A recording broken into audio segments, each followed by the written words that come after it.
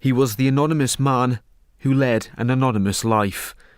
But this is Jamie Boult, a killer who bludgeoned to death a defenceless elderly woman after walking into her home. Living here was Delia Hughes, a widow who had moved to Southampton to be closer to her family.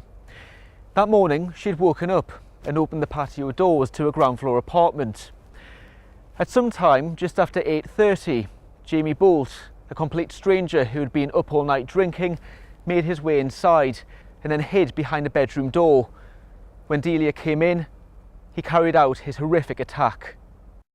He then stole some jewellery, which was of little value, and left before throwing away the weapon, a lump hammer, into some undergrowth. That evening, worried and unable to contact her, Delia's daughter and son-in-law arrived. They found her body. A major police hunt began, but there were no leads.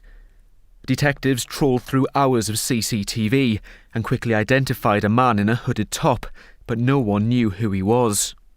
In a police first, images were screened in cinemas and projected onto buildings. It led to the breakthrough they needed. It was difficult to go anywhere in certain areas of Southampton without seeing that picture, and I'm fairly convinced that that's what made him come forward. Nearly a month after Delia Hughes was killed, Jamie Boult came here to his local police station. It was a Sunday morning. Police officers noticed him sitting here in the car park next to a police car with a smashed window. He was scratching his arm with a pair of scissors and appeared subdued and smelt of drink. Jamie Boult was arrested, but said he wanted to speak to whoever was in charge, saying, "I want to talk about the Delia Hughes murder."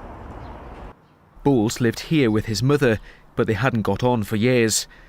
As a teenager, he was diagnosed with social phobia and didn't go to school. He was a recluse who lived inside his bedroom, communicating with the outside world on Twitter. Just 4 days before Delia was killed, it emerged he had broken into his next-door neighbour's house, armed with an axe, which he was prepared to use on anyone inside. Luckily, nobody was there. No one could have foreseen what was to happen on the morning of August the 18th.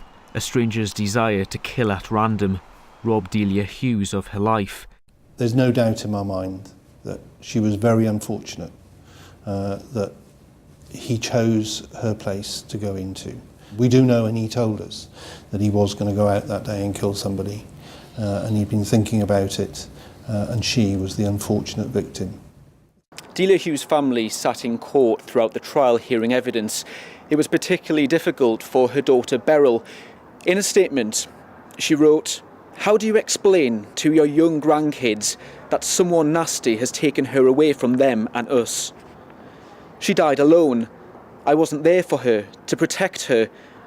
My mum was a giver, not a taker in life. She always wanted to help in any way she could."